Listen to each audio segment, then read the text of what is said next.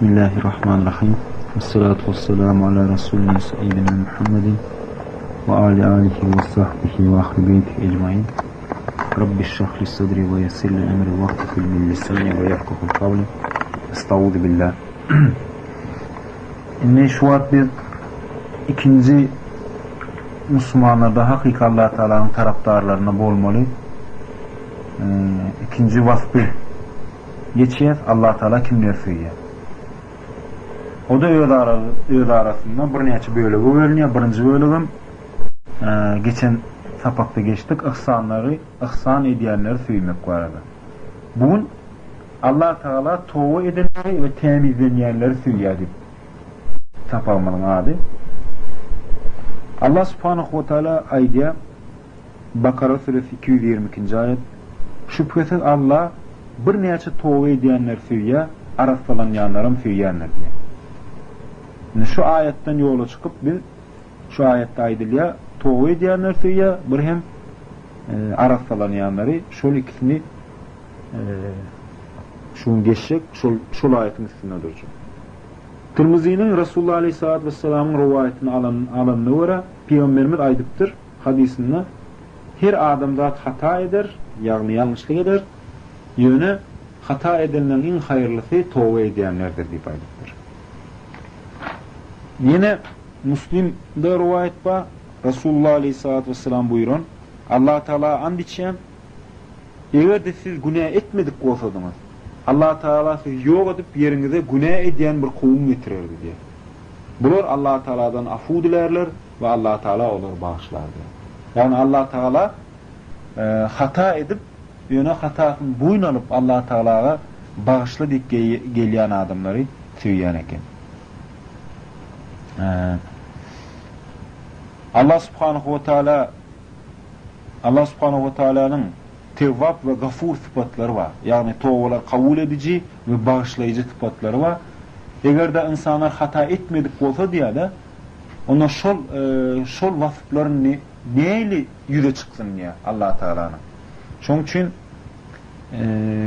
şunu hiç yaddan çıkarmalılar. Şu okunan ayetlerimizden, hadislerden çıkan netice insan hükmani suratta yanlışya sebebi Peygamber Aleyhisselatü Vesselam'dan başka yanlışmayan adam yok. Yanlışmayan adam yok.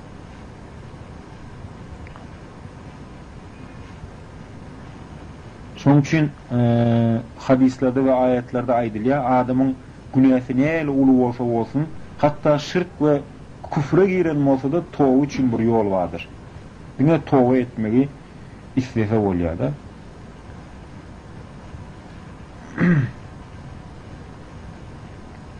Subhanahu ve Teala Ali İmran suresi 128. ayette aydiya Bismillahirrahmanirrahim.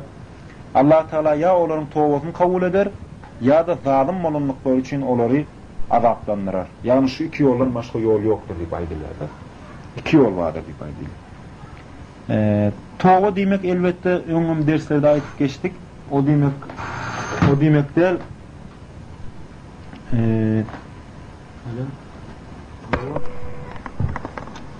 tövbe etmek demek doğru eden günahından pişmanlık duyup şu günahı hiç esemden kayıtıp barmarım deyip özüne buyurmak ve Allah Teala'dan şu arada önkü eden işlem vardı afu dilemek. Yani bağışlama dilemek. Allah Subhanahu ve Teala Nisa suresi 48. ayette buyuruyor Bismillahirrahmanirrahim. Hakikaten Allah özüne şirk koşulmağını bağışlamaz. Mundaşınına olsa kalan günahların himmesini bağışlar deyip aydılıyor. Ebu Davud'un kitabında Resulullah Aleyhisselatü Vesselam'ın şeyli bir hadisi var. İki tane İsrail oğlu var iken, iki tane Yahudi, men gıyt kaldiyan hadisi.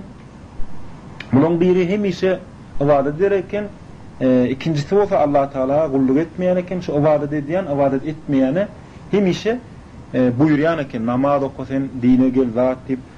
Bugünüm yine şonyalak vaxt edenine, ol men sen men bilen Allah'ın aralığına girme deyip aytıptır da. Sen neme men ismi seyrediyançı deyip iyi verilir mi deyip soraptır da. Şonu vaxt ediyen aytıptır. Şu sözün için Allah Teala seni hiç asın bağışlamaz ve cennete koymaz deyiptir. Şunu Subhanahu ve Teala şu ikisinin hem ruhunu alıptır. Allah Teala'nın yanına çıkanlarına şu ibadet ediyen adam sen benim kudretimde gelip görenin biliyordun mu deyip aydırıptır da. Emma sen doğuluğa gider deyip, cennete gider deyip, ne hükümleri bilen deyip onu doğuluğa taşlattır. Emma beyleki adam günah etip gören adamı Allah Subhanahu ve Teala git ve rahmetim sayesinde cennete gir deyip aydırıptır da. Yani Ebu Hureyra'nın ayrışına göre adam şeyle vur gittaptır. Dünyanın ve ahiretini yitiriptir da. Şöyle adam. Demek onya zatlar demek olanak Müslüman o zat gelişen adamda. Dine Allah Teala kulluk etmek gerek. Allah Teala tövbe edenleri elbette bağışlaya. Tövbe edip bağışlanma dileyenleri arasalanyanlar Allah Teala süya ve şolu hükmani suratda bağışlaya. Edin günahımızı teyazeden kaydıp gelsek o tövbe olmuyor. Tövbamız bozuluyor. Yani bizim şu günahını etmez deyip tövbe ediyorsa.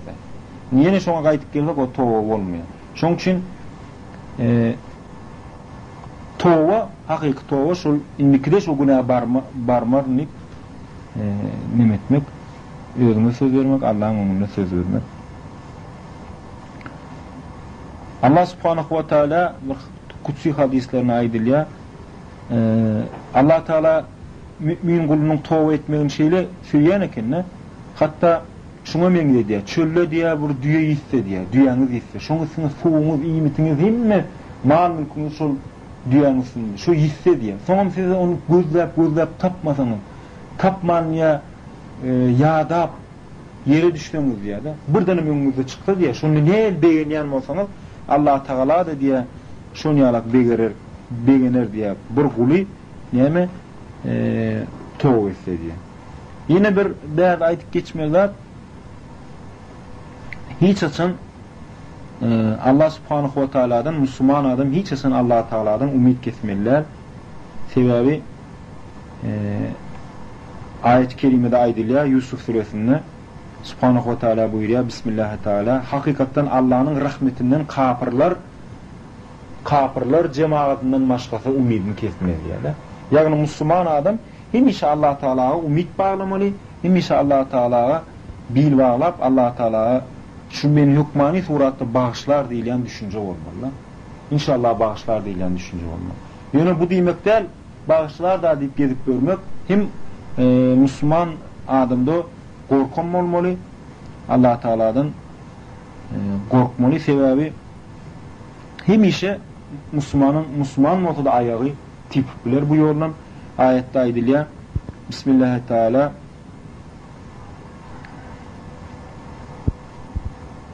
Olur diye Allah Teala'nın düzağından emin mi olurlar mı diye? Arkayın mı olurlar mı diye Allah Teala'nın düzağından. Mümkün olur zayinek gidememek mümkün deyip ayettir da. Şunyalı hadisler var, şunyalı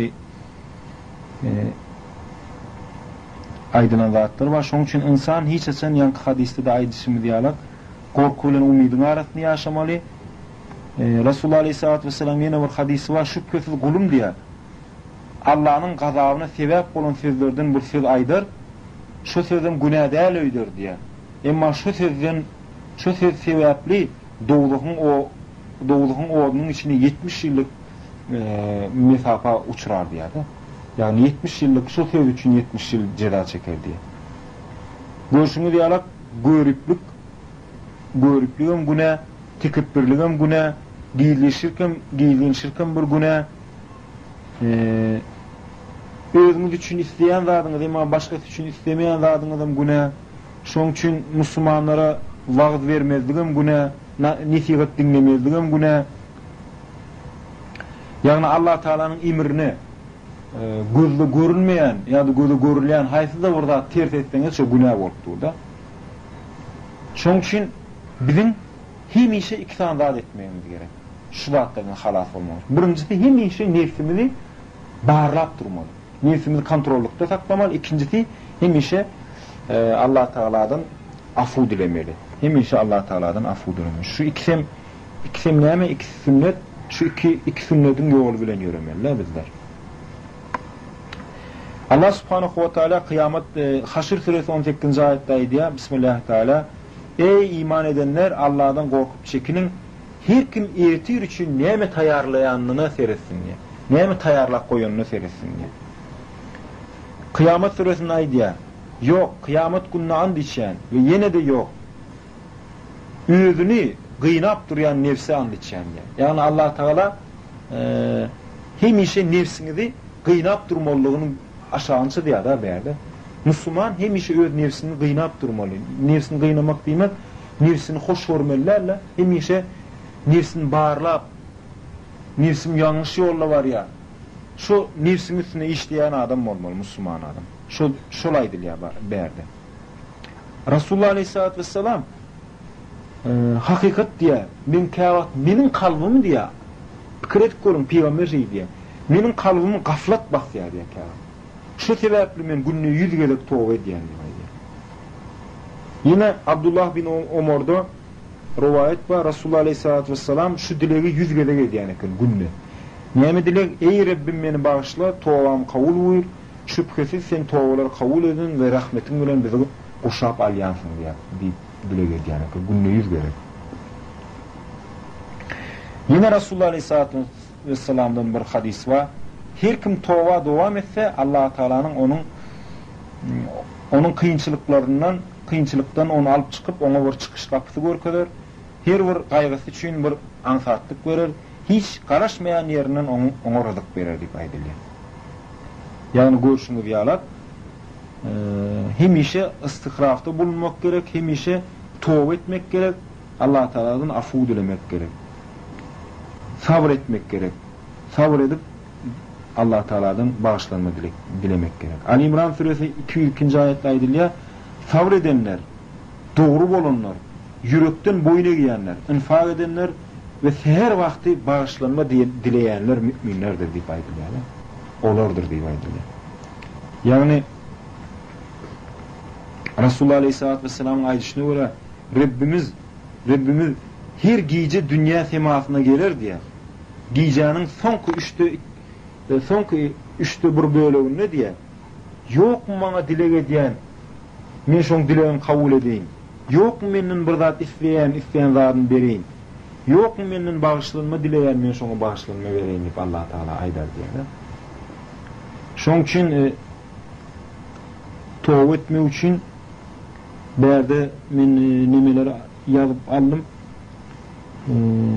Hadisler 3 tane hadis var. Neye tövbeler etmeli? İmam Bukhari'nin rivayeti var. Tövbe edenin en üstünü diye şu dileği aydayanlar diye. Arapçasını aydık duracak gelmeyin, Türkçe etmeydeyim. Allah'ım, Rabbin sensin, senden başka Allah yoktur. Dine sen beni yarattın ve men dine senin kulun. Gücüm yettiğim ölçüde sana veren ahd peymanıma, sana veren andıma vefakarlık görkedir. Ediyen şerlemden sana sığınyan, senin bana olan nıgmatının boyun alayan, günahlarımın boyun alayan, şoň üçin men günahlarımı bağışla, sebebi senin başka günahlarımı bağışlayan yoktur. Peygamberimiz aydan kim şu dileği onunu günlüğüz okusa akşam yetmeye ölse diye şolardım cennetidir diye. Kim giyce şunu okusa ertire çıkman öyleyse diye o cennetidir diye kaydediyor. İkinci hadis. Resulullah Aleyhisselatü Vesselam İmam Müslim rivayet ediptir. Resulullah Aleyhisselatü Vesselam her namazdan son salam berenden son 3 kere estağfurullah estağfurullah estağfurullah derdi ve Allahümme entes selam ve minkes selam tebarek ve yazıl celal ve ikram derdi. O demeğim ey Allah Teala sen salamsın, salam ve salamet dinlesin sanadır. Ey güç ve ikram ihsan eyesi Allah'ım hayır ve yakşılığın katı köptür deyip ayttım oynadı. Allahümme entes selam ve minkes selam tebarek ve yazıl celal ve ikram. Yine Tirmizi'nin bir hadisi var. Her kim bir mecliste otursa, meclisten turup baraka, ey Allah sana hamdlar olsun, senden başka Allah yoktuğunu ve senin ve yekitek bağlan sen bolşunu şayatlık ediyen, sana tövbe eden, afu dileyen ve sana qayıdıp baracağım inanyan deyse, şu diye meclisde kara diye eyyem oturan adamlar bilen bile bağışlanır deyip aydınlayalım. Indi bir tövbe etmek var. Yani ne Müslüman hem işe tövbe etmesi gerek. Yani hadisler, ayetlerden düşünülmüş olur.